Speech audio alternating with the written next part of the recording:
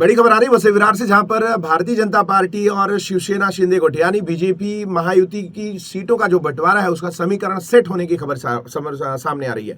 वसई विरार में बीजेपी और शिवसेना के बीच सीटों का सेटलमेंट जो है उसकी आधिकारिक पुष्टि हो गई है और महाराष्ट्र के जो महानगर पालिका चुनाव है इसके लिए महायुति में सीटों का समझौता वसई विरार शहर महानगर पालिका सीटों के लिए हो गया है। इसके साथ ही बीजेपी और शिवसेना शिंदे गुट के बीच सीटों का जो बंटवारा है उसका समीकरण जो है लंबे समय से जो खींचतान चल रही है उस पर विराम लगता हुआ दिख रहा है। महायुति गठबंधन इसने वसई विरार महानगर पालिका चुनाव में सीटों के समझौते की जो जानकारी वो आज प्रेस कॉन्फ्रेंस के माध्यम से साझा की, जिसके मुताबिक उन्होंने जो बताया कि वसई विरार महानगर पालिका के कुल 115 नगर सेवकों की सीटों में से 88 सीटों पर भारतीय जनता पार्टी अपने दावा पेश करेगी, जबकि 24 सीटों पर शिवसेना शिंदे गुट अपने उम्मीदवार उतारेगी।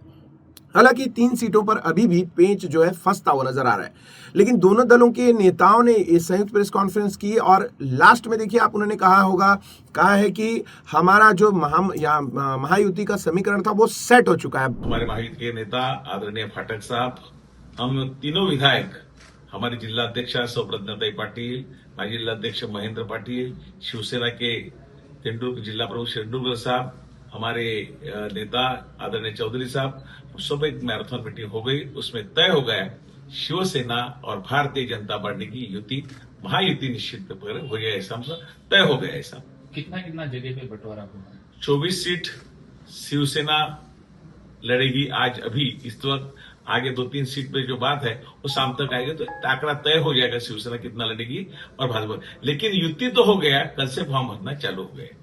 सर, जो 3 सीट पे जो अभी भी अटकलें लगी हुई है, किस कारण की वजह से? कुछ नहीं, जो हरेक पार्टी की इच्छा रहती है और जब जीतने की उम्मीद ज्यादा रहती है तभी हरेक की इच्छा, तो उसमें डिस्प्यूट कुछ नहीं है। इस बात पर उन्हें जोर देकर कहा है। और इसके साथ ही अगर बहुजन विकास अघाड़ी को देखेंगे तो ये जो परिस्थिति है वो बहुजन विकास अघाड़ी के लिए थोड़ी परेशान करने वाली है, क्योंकि एक तरफ महाविकास अघाड़ी के समीकरण सेट करने के लिए पिछले 2-3 दिन से खबरें आ रही थी कि बहुजन विकास अघाड़ी इस आधार पर जो है वो ये कुछ ना कुछ तो बताएगी 2 दिन में, लेकिन वो 2-3 दिन बीत चुके हैं और अभी भी बहुजन विकास अघाड़ी ने कोई आधिकारिक प्रेस कॉन्फ्रेंस नहीं की। और इसके साथ ही आज मुंबई में कांग्रेस की जो है आधिकारिक मीटिंग थी। उस आधिकारिक मीटिंग में अगर आप बात करेंगे तो आधिकारिक मीटिंग में कांग्रेस ने जहां तक अभी तक है उन्होंने अकेले लड़ने का फैसला लिया हुआ है। तो अगर महाविकास अघाड़ी की युति यहाँ पे नहीं होती है तो कांग्रेस जो है, जो उनकी आइडियोलॉजी के अनुसार जो वोटर बैंक है, वो कहीं ना कहीं ऐसा माना जा रहा है कि ये बहुजन विकास अघाड़ी को नुकसान पहुंचा सकता है। फिलहाल अगर आप देखेंगे तो हितेंद्र ठाकुर के नेतृत्व वाली यानी बहुजन विकास अघाड़ी का जो कब्जा था वो एक छत्र राज हुआ करता था। इस बार बहुजन विकास अघाड़ी को महायुति की तरफ से कड़ी चुनौती मिलने की उम्मीद जताई जा रही है। पिछली बार साल 2015 में चुनाव हुए थे। इस महानगर पालिका चुनाव में बहुजन विकास अघाड़ी ने प्रचंड जीत हासिल की थी। हितेंद्र ठाकुर की पार्टी ने मात्र समझिए परफॉर्मेंस उनका देखिए 115 नगर सेवकों की सीट कब्जा वाली वसई विरार महानगर पालिका में अकेले उन्होंने 106 सीटों पर जीत दर्ज की थी और उस समय शिवसेना को मात्र 5 और बीजेपी को सिर्फ 1 सीट मिली थी, जबकि अन्य के खाते में 3 सीटें गई थी। और वहीं एनसीपी और कांग्रेस को उनका खाता भी नहीं खुल पाया था।